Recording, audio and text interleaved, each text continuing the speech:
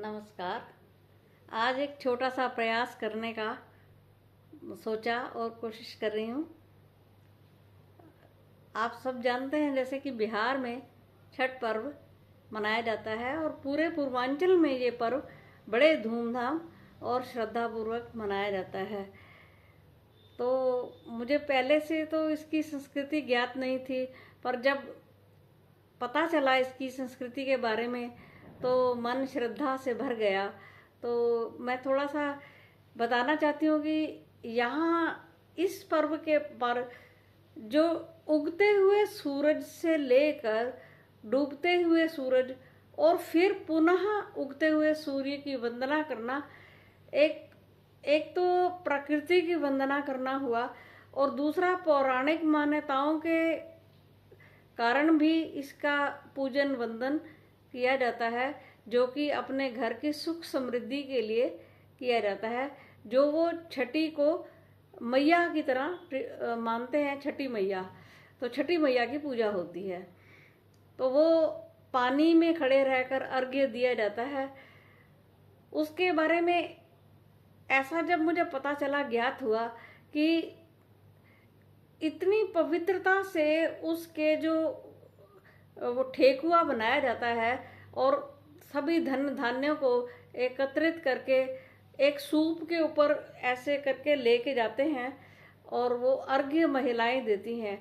तो जो महिला इस व्रत का पूरे नहाए खाए से लेकर इसकी पारणा तक का विधान करती है, पूरे बिहार में इसको इतनी श्रद्धा से देखा जाता है कि उसका प्रसाद लोग प्राप्त करने के लिए अपने आप को धन्य धन्य मानते हैं और बड़ी मुश्किल से इसके प्रसाद को तैयार किया जाता है, बड़ी मेहनत से।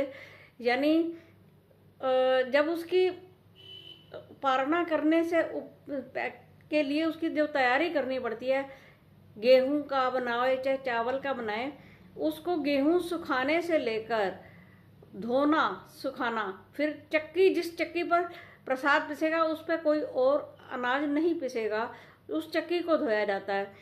फिर उसके लिए एक अलग कमरा बनाया जाता है जहाँ की छठ व्रती महिला रहती है और उसके साथ कोई किसी भी तरह का ज़्यादा फालतू का वार्तालाप नहीं किया जाता, लेकिन वो मैया की पूजा वंदना में ही रहती है। और जो इसका जो प्रसाद बनाने के लिए पूरे परिवार को लगना पड़ता है, ये इतना आसान काम नहीं है, बहुत मुश्किल काम है।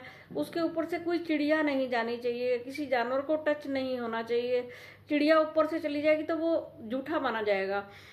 इसके पीछे भी एक कहानी है कि कृष्ण भगवान की एक बहन बहुत चंचल थी, तो उसका नाम सामा था और वो उसको श्रापित हुई और उसका नाम, उसको चिड़िया बनने का श्राप मिला। तो चिड़िया का खास करके है कि चिड़िया उसके ऊपर से, जहाँ पे वो गेहूं सुखाया जाएगा उसके ऊपर से नहीं जानी चाहिए। इस तरह नहीं है कि भाई जैसे हम लोग पूजा के लिए प्रसाद मार्केट से खरीद लाते हैं, ऐसा सब नहीं होता है।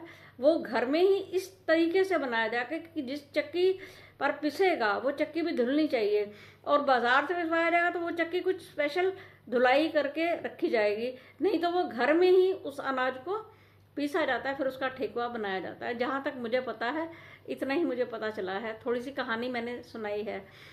इसके साथ ही बहुत ही सुंदर गीत गाए जाते हैं जिसमें पूरी पूर्वांचल की संस्कृति को समेटे हुए ये गीत हैं। तो एक गीत जो मैंने थोड़ा सा मुझे अच्छा लगा तो मैं उसको आपके सामने गाती हूँ। शायद आपको अच्छा लगे। वैसे मुझे गाना तो शायद नहीं आता, लेकिन फिर भी ट्राई कर रही हूँ पूर्वांचल की भाषा में। तो आप सुनिए।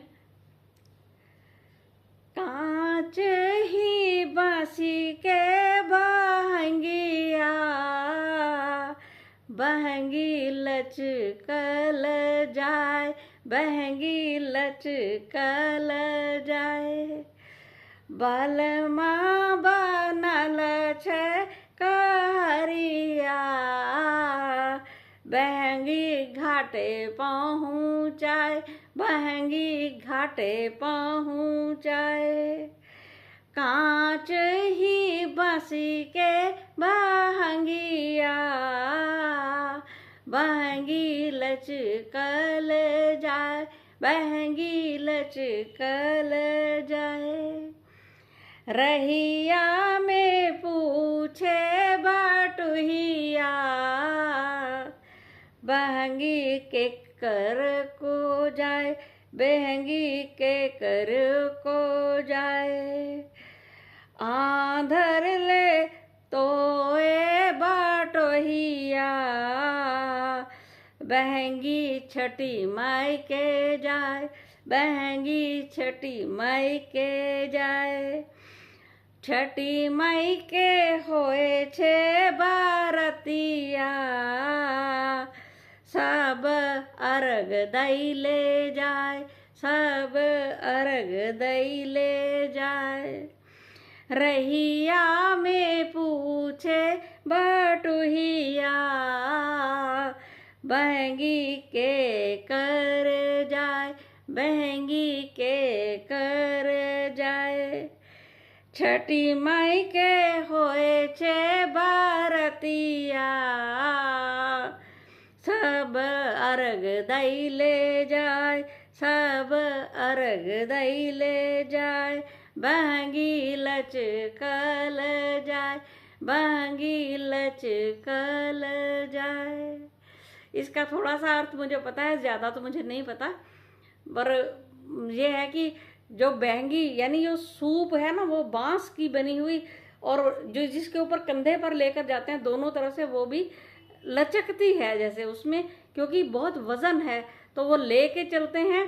जो घर के पुरुष है ना, वो लेकर चलते हैं, तो वो चाहे कोई भी हो, मतलब कई बार किसी के देवर लेके जाते हैं, किसी के जेठ लेकर जाते हैं, कोई भी लेकर जाता है, यानी फिर उसको बड़ी श्रद्धा से पारणा करके फिर उसका प्रसाद ग्रहण किया जाता है। और वो छठी मैया का जो व्रती महिला होती है, उसके लिए बहुत ही श्रद्धा से पूरा परिवार उसके प्रति नतमस्तक होता है।